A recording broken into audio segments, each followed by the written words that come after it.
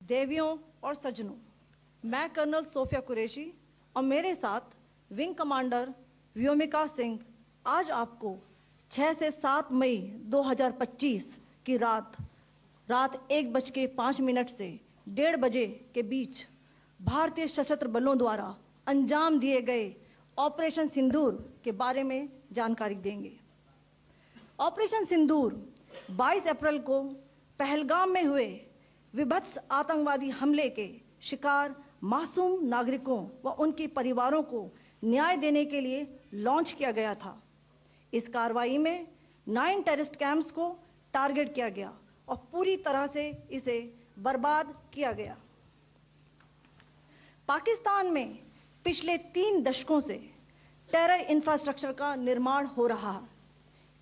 इसमें recruitment, indoctrination centres, training areas व launch pad शामिल थे, जो पाकिस्तान और पाक अधिकृत जम्मू कश्मीर POJK दोनों में फैले हैं। Operation Sindoor was launched by Indian Armed Forces to deliver justice to the victims of Pahalgam terror attack and their families. 9 terrorist camps were targeted and successfully destroyed.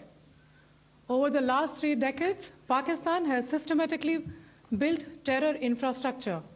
It is a complex web of recruitment and indoctrination centers, training areas for initial and refresher courses, and launch pads for handlers. These camps are located both in Pakistan as well as Pakistan-occupied Jammu and Kashmir areas. Some of the well-known training camps are located, as you can see on the screen. They are distributed from Savai Nala in the north, counting to approximately 21, ending at Bhagalpur to the south. इन लक्ष्यों का चयन विश्वसनीय intelligence सूचनाओं के आधार पर हुआ ताकि आतंक गतिविधियों की रीढ़ तोड़ी जा सके, और यह खास ध्यान दिया गया कि निर्दोष नागरिकों और सिविलियन इंस्टॉलेशन को नुकसान न पहुंचे। The selection of these targets for Operation Sindoor was based on credible intelligence inputs and role of these facilities in perpetrating the terror activities. The locations were so selected to avoid damage to civilian infrastructures and loss of any civilian lives.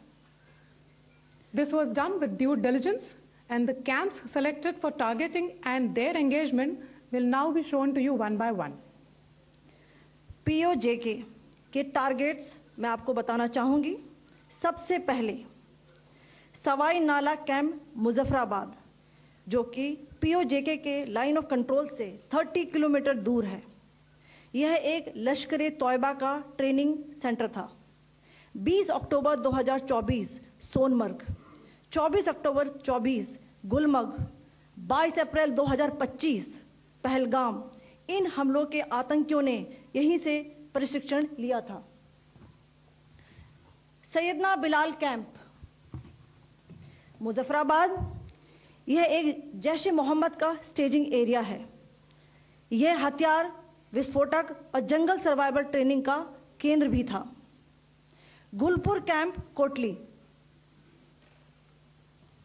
यह LOC से 30 kilometre दूर था। लश्कर-ए-तौयबा का base था, जो रजौरी पुंछ में सक्रिय था। 20 अप्रैल 2023 को पुंछ में और 9 जून 2024 को तीर्थ यात्रियों के बस हमले में यहीं से आतंकी को ट्रेन किया गया था।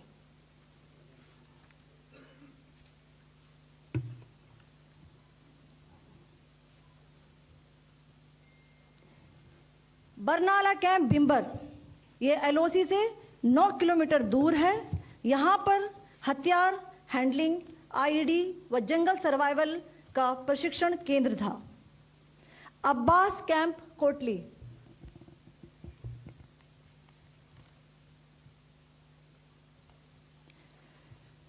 यह LOC से 13 किलोमीटर दूर है। लश्कर-ए-तौयबा का फिदाइन यहां तैयार होता था। इसकी कैपेसिटी 15 टेररिस्ट को ट्रेन करने की थी।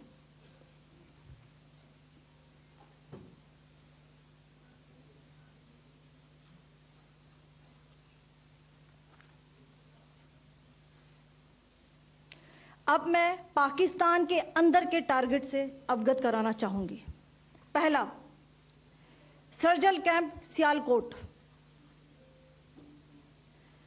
यह अंतर्राष्ट्रीय सीमा से 6 किलोमीटर की दूरी पर है, सांबा कठुआ के सामने।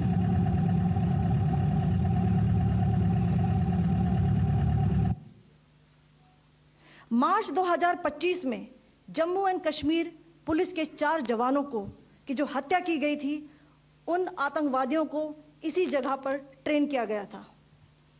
दूसरा, महमूना जाया कैंप सियालकोट। यह 18 से 12 किलोमीटर आईबी से दूर था। हिजबुल मुजाहिदीन का बहुत बड़ा कैंप था। यह कठुआ जम्मू क्षेत्र में आतंक फैलाने का नियंत्रण केंद्र था। पठानकोट एयरफोर्स बेस पर किया गया हमला भी इसी कैंप से प्लान और डायरेक्ट किया गया था। मरकज ताइबा मुरीद के, यह आईबी से 18 से 25 किलोमीटर दूरी पर है। 2008 के मुंबई हमले के आतंकी भी यहीं से प्रशिक्षित हुए थे। अजमल कसब व डेविड हेडली भी यहां ट्रेन हुए थे।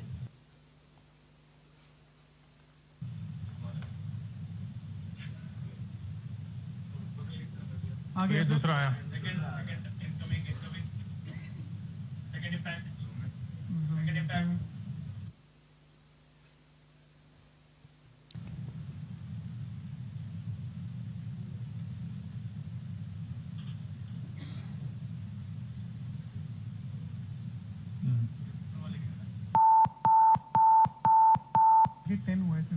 टारगेट 10 हुआ, एंक्लोजर सेम ही है।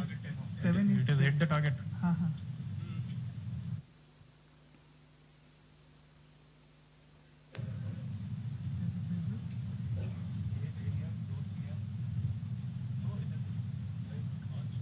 आ गया सर, इम्पैक्ट।